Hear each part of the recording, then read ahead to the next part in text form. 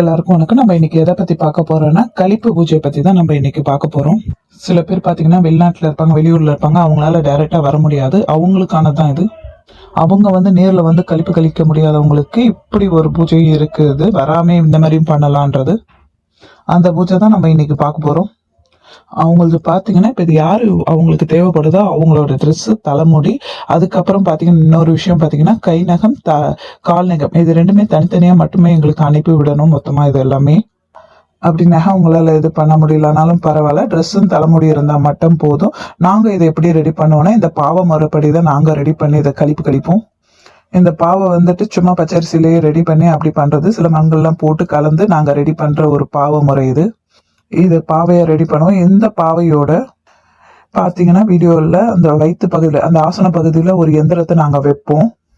என்ன எந்திரம்னு பார்த்தீங்கன்னா, இது உங்களுக்கு உண்டான கெட்ட விஷயங்கள் இங்கே கொண்டு இது பார்த்தீங்கன்னா இந்த பாவைக்கிட்ட நம்ம கொண்டு வந்து இந்த எந்திரம் தான் அதை தக்க வைக்க அந்த பொம்மைக்குள்ளே இறக்கி விட்டுடுவோம். நாங்கள் இந்த பொம்மைக்கு பார்த்தீங்கன்னா நாங்கள் கண் திறந்துருப்போம், மையை வச்சு தான் இதில் கண்ணை திறந்து வச்சிருப்போம்.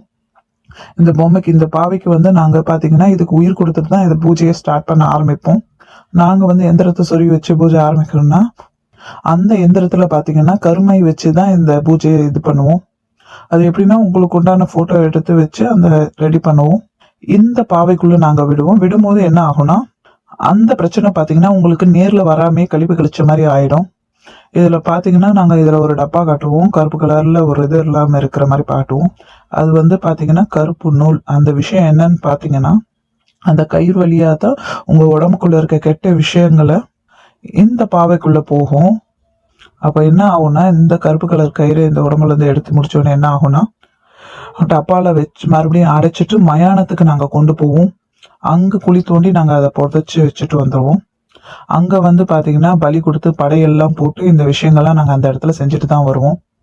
அதே மாதிரி பாத்தீங்கன்னா இந்த பாவை மயானத்துலதான் பூஜை பண்ணியே நாங்க புதைக்கிறது. இதை பண்ணி முடிச்சிட்ட பிறகு நாங்க உங்களுக்கு ஒரு எந்திரத்தை தாயத்தை ரெடி பண்ணி உங்களுக்கு கொடுப்போம். சாரி, எந்திரம் இல்ல, அது தாயத்தை தான் நாங்க உங்களுக்கு பூஜை பண்ணி ரெடி பண்ணி உங்களுக்கு கொடுப்போம். அந்த தாயத்தை போடும்போது நீங்க 11 நாள் நான்வெஜ் எதுவுமே சாப்பிடக்கூடாது.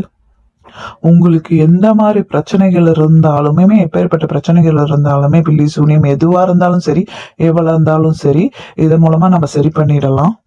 எந்த மாதிரி பாதிப்பு இருந்தாலும் இது மூலமா நம்ம இப்ப வீடியோல காட்டின மாதிரி இந்த பாவ முறைமா நம்ம ரெடி பண்ணி எல்லாமே மயானத்துல வச்சுதான் பண்ற ஒரு விஷயம்.